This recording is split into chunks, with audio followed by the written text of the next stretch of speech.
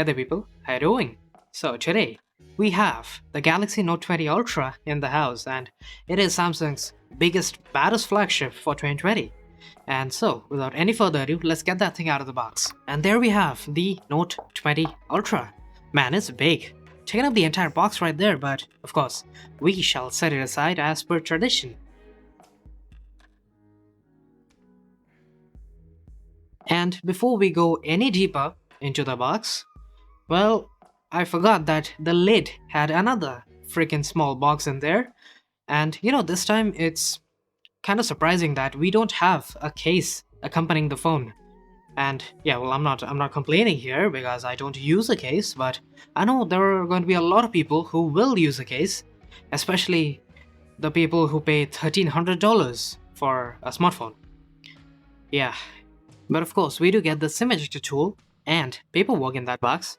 And with that said, let's see what's in the real box, starting with a flap. Yeah. Next up, we have a 25-watt charger, same as we had in the S20 lineup. It's decent, not the fastest, but fast enough.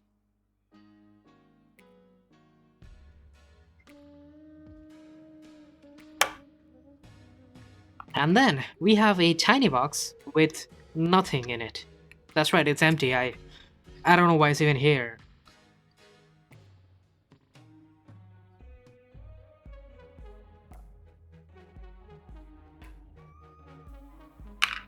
Anyway, let's just move on, and we have our good old USB Type-C to Type-C charging cable, and yeah, I should not have uncoiled it, as it's just jumbled up now.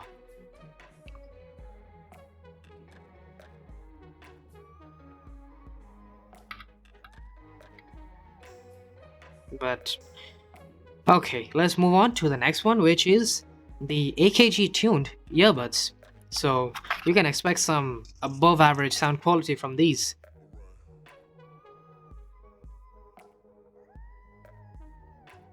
So that is a wrap for the box of the Note 20 and all its contents. And yeah, again, having even a cheap plastic case like we had before, it might have just helped some people out there. Not me obviously, but someone. But unfortunately we don't get that for $1,300 apparently. Anyways, let's now move on to unwrapping the phone. Peeling off the plastic, then peeling off the sticker, and man, that bronze looks good. But of course, we have a screen protector and I have to remove it because I'm crazy.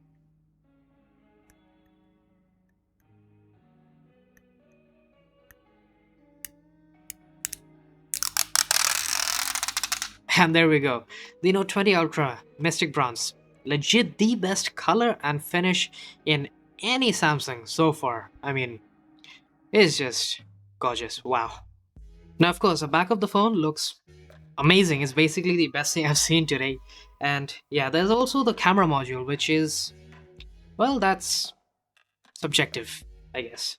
Because look, I understand it sticks out like, I don't know, the largest sword thumb in the world, but even so, this is, it's I don't know, it's somehow tasteful looking to me.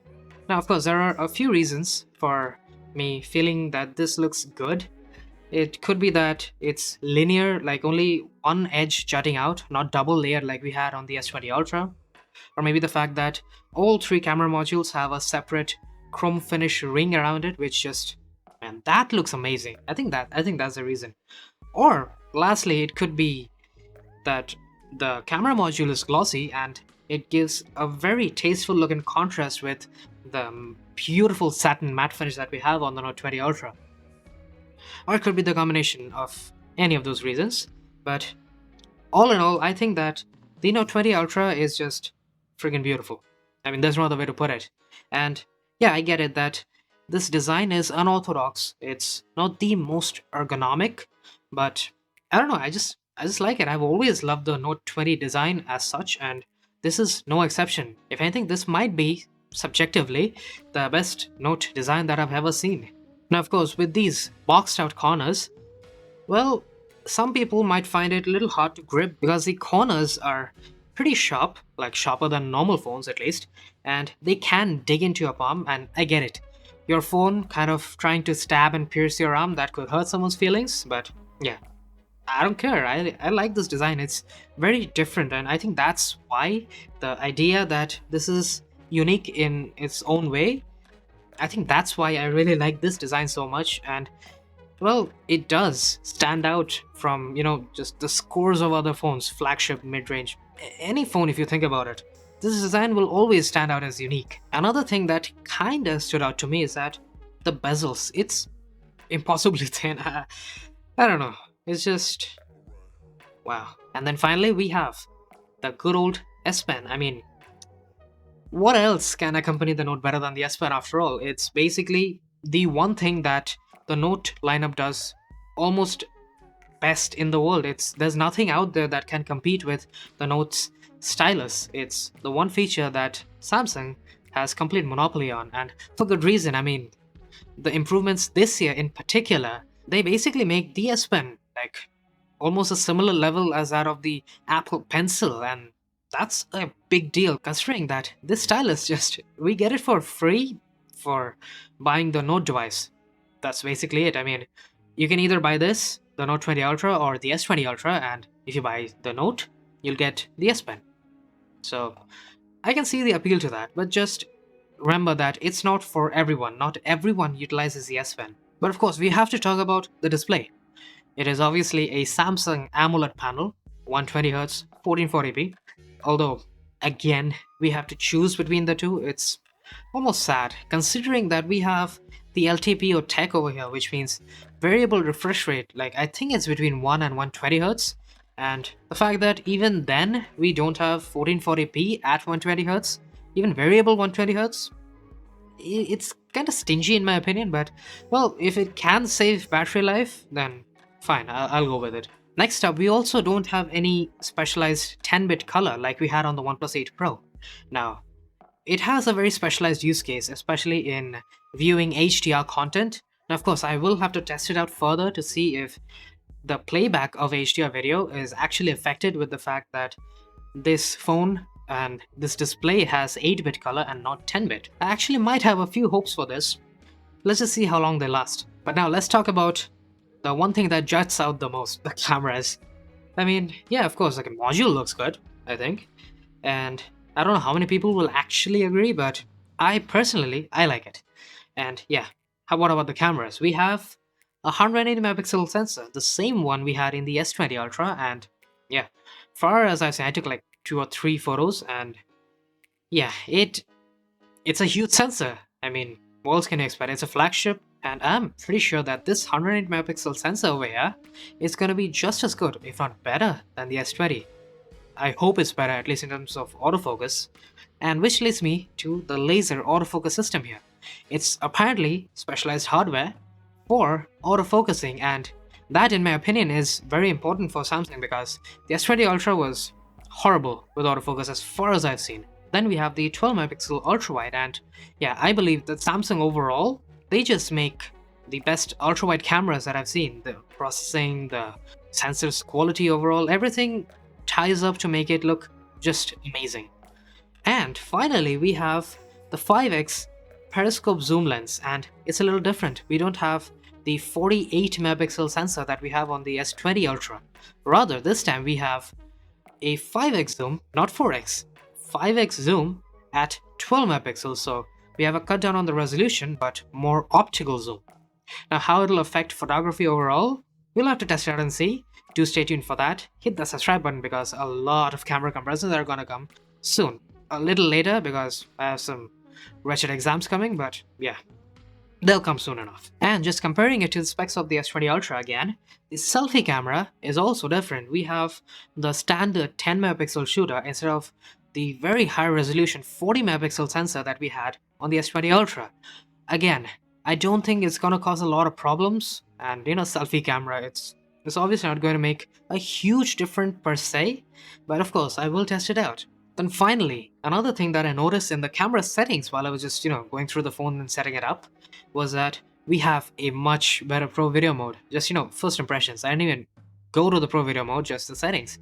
Over there we have the ability to choose what resolution we want and what frame rate we want when shooting pro video. And yes, we have 4K, at 30, the standard resolution, we can take it down to 1080p, or we could take it up to 4K at 60 FPS. That's really good. You can slow it down and get buttery smooth, high resolution, high quality footage. And yeah, we also have 4K at 24 FPS, and I understand that that is the cinematic equivalent of awesome. So yeah, I do think that we have a much better pro video mode this time around. And of course, I will test it out thoroughly because that is what I do after all. Well, till now, it's all been pretty dandy. I mean, 20 Ultra, big flagship, big price tag, and big features. But the one thing we are missing out on is the chipset. We have the Exynos 990. That is the saddest part of such an amazing device. I mean, I don't even know why Samsung stuck with this one. I mean, just cancel it out. It's a disastrous chipset. It's, I think, like as powerful as last year's Snapdragon devices. I don't know. And of course, performance wasn't the exact pain point for me because I don't play big 3D games, and no demanding applications as such that are there that I use, other than obviously editing photos. But yeah, I'd say that the main problem is in battery efficiency. The S20 Plus, as much as I've used it, I could not get 6 hours of screen on time, even like considering that I don't use any huge demanding games or apps. It still couldn't get me through the day with 6 hours of screen on time. It was always, at best, 5 hours and 40 minutes. I think that was the maximum I could get.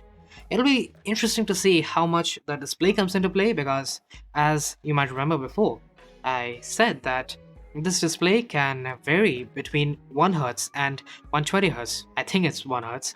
And with that said, of course, this display could technically be very power efficient and it could help the battery life by a lot, or maybe nothing at all. We'll find out soon enough. Now, of course, I did talk about the S Pen a little bit before, but well, let's face it, this S Pen is just, it's so unique. I mean, I have used a few notes before, and yeah, well, none of those S Pens really felt as responsive as this one. And 9 milliseconds of latency, that's beyond comprehensible, at least by me. I mean, wow, they have really improved this one, and I think now it has become a lot more of an artistic tool, even. I mean, I'll try it out. I am kind of an artist after all, and I will see if I can actually make some kind of an artwork on this. If not, of course, I won't, but I have to test it out. I'm very excited for that one part in particular because, the responsiveness that I felt after just doodling on it a little, it was phenomenal to say the least. Then lastly, we have all the flagship features that you like even think about. Stereo speakers, which frankly sound amazing. We have fast wireless charging, and that's one thing I've missed a lot because till date I had been using the Vivo X50 Pro. It's a mid-range device, so it doesn't have wireless charging, but now finally being able to use it, it's kind of a relief if you ask me. And then finally, we have IP68 water and dust resistance. So that's something I have also been missing out on the X50 Pro. So of course, now this is a flagship. I'm not comparing this to the X50 Pro. That wouldn't make any sense. But I'm just talking about the few features that I had missed a little. So that's a wrap for these first impressions that I've had for the Note 20.